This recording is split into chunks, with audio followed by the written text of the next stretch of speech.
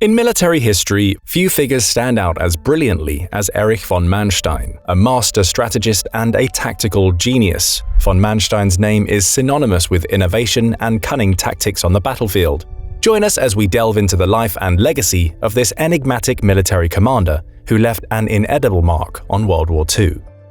From his early days in the German army to his pivotal role in some of the war's most iconic battles. Let's get started. Erich von Manstein was born as Fritz Erich Georg Eduard von Lewinsky in Berlin on November 24, 1887, into an aristocratic family with a long tradition of military service. His father, General Eduard von Lewinsky, was a senior Prussian army officer, and his mother came from a family of prominent politicians. Due to his family's background, it was expected that von Manstein would follow in their footsteps and join the military. At the age of 18, he joined the Cadet Corps at Lichterfeld near Berlin, and later the Prussian Military Academy. He graduated in 1906 and was commissioned as a lieutenant in the 3rd Foot Guards Regiment.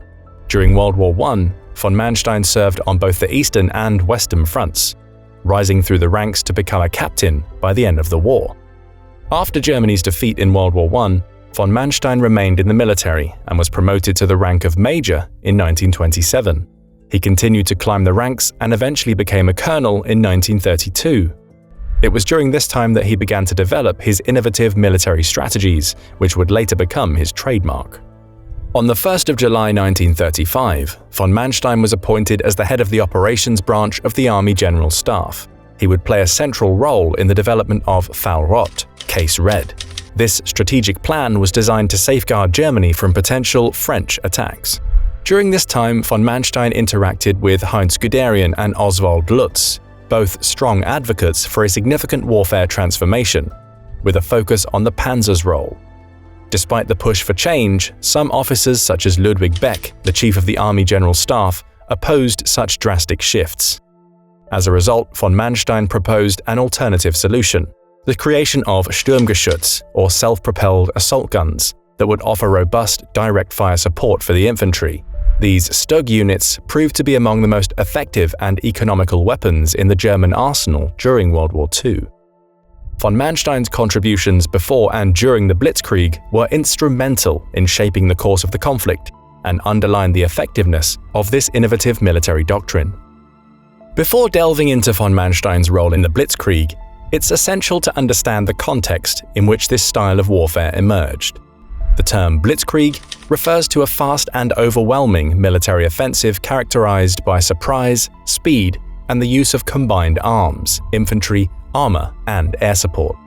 Von Manstein's involvement with Blitzkrieg began well before the outbreak of World War II. Von Manstein, along with other military thinkers such as Heinz Guderian and Walter von Brauchitsch, were instrumental in developing the doctrine of Blitzkrieg. Their ideas focused on mobility, combined arms warfare, and surprise attacks to achieve rapid breakthroughs in enemy lines. Von Manstein's theories formed the backbone of this new doctrine, and his influence on the German military was substantial. As World War II erupted, von Manstein's theories were put into practice on a grand scale. He was given the command of the 18th Panzer Division. His leadership and innovative tactics were evident during the invasion of Poland in 1939. The 18th Panzer Division played a crucial role in the rapid encirclement and defeat of Polish forces, showcasing the effectiveness of Blitzkrieg tactics. Von Manstein's unit demonstrated the importance of well-coordinated mechanized forces and close air support. One of von Manstein's most famous achievements occurred during the Battle of France in 1940. He commanded the German forces that launched a daring attack through the Ardennes forest, a route considered impassable for large armored formations. This audacious move surprised and outflanked the French and British defenders, leading to the quick fall of France. Von Manstein's tactics at the Battle of France highlighted the mobility and audacity that characterized Blitzkrieg warfare. Von Manstein's contributions extended beyond the early victories of the war.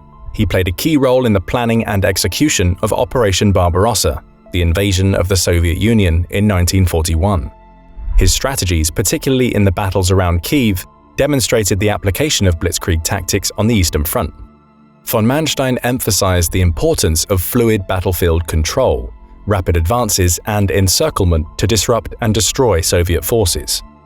One of the most notable accomplishments of von Manstein's career was the relief of the German Sixth Army at Stalingrad between December 1942 and January 43. Von Manstein's skillful management of limited resources and his use of mobile counterattacks nearly turned the tide of the battle. Though ultimately unsuccessful, the operation showcased his tactical skills and his ability to adapt blitzkrieg principles to different situations. In the most successful German counteroffensive of the war, his troops regained control over Kharkov in February 1943. Following this victory, his forces were forced into retreat. Despite his frequent clashes with Adolf Hitler on strategy for the Eastern Front, von Manstein remained steadfast in promoting a flexible, mobile approach to defense. He was willing to give up land with the aim of spreading Soviet forces thinly or provoking them to advance rapidly, creating an opportunity for German forces to counterattack and encircle them. However, Hitler disregarded von Manstein's counsel, keeping to his strategies of holding all positions firmly. Their disagreements escalated when von Manstein publicly suggested Hitler should surrender control of the army to professional military strategists, proposing the inception of an Eastern Commander-in-Chief role. Hitler repeatedly dismissed this proposition, fearing it would undermine his control over Germany. Von Manstein's suggestion, however, raised concerns within Adolf Hitler's closest allies like Hermann Göring, Joseph Goebbels, and SS Chief Heinrich Himmler, who were unwilling to relinquish any of their authority. Open doubts about von Manstein's loyalty began to arise, particularly from Heinrich Himmler, who suggested to Adolf Hitler that von Manstein, being an idealist and a defeatist, was ill-suited for troop command.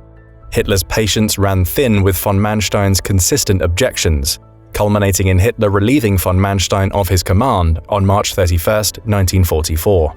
2 days later, Hitler named Walter Model, a Hitler loyalist, as the new commander of Army Group South, thus replacing von Manstein. Despite this, he was awarded the Sword for his Knight's Cross, the third highest German military honor, in recognition of his services to the Wehrmacht. Following a surgical procedure, von Manstein spent his recovery period both at his residence and a medical institution situated in Dresden. During the unsuccessful 20th July plot, an assassination attempt on Hitler that was part of an intended military coup d'etat, von Manstein was vacationing at a coastal resort on the Baltic. Despite having had interactions with 3 of the key plotters, Klaus von Stauffenberg, Henning von Tresckow, and Rudolf Christoph Freier von Gersdorf, while von Manstein did agree that change was necessary, he refused to participate in the plot, and he still considered himself bound by duty. He maintained "Preußische Feldmarschälle meutern nicht," a statement indicating that Prussian field marshals do not partake in mutinies. His apprehension about a potential civil war also held him back. Though he didn't actively participate in the conspiracy, he chose not to expose them. However, this did not prevent the Gestapo from monitoring von Manstein's house. Realizing that Hitler had no intentions of assigning him a new role, von Manstein acquired a property in East Pomerania in October 1944. However, his stay was cut short as he had to evacuate swiftly when the area was invaded by the Soviet forces. In the final weeks of January 1945, von Manstein ensured the safety of his family by moving them to the western parts of Germany. Eventually, he gave himself up to British Field Marshal Montgomery, leading to his subsequent arrest by the British forces on August 23, 1945. As a high-ranking officer in the German military, his capture was significant, and he was considered a valuable asset for gathering information about Nazi war efforts and operations. Von Manstein, like many other German military leaders, faced trial at the Nuremberg trials. He was charged with war crimes and crimes against humanity due to his role in implementing brutal strategies during the war, including the Commissar Order, which directed the execution of Soviet political commissars. According to his testimony, he received such orders but refused to carry them out.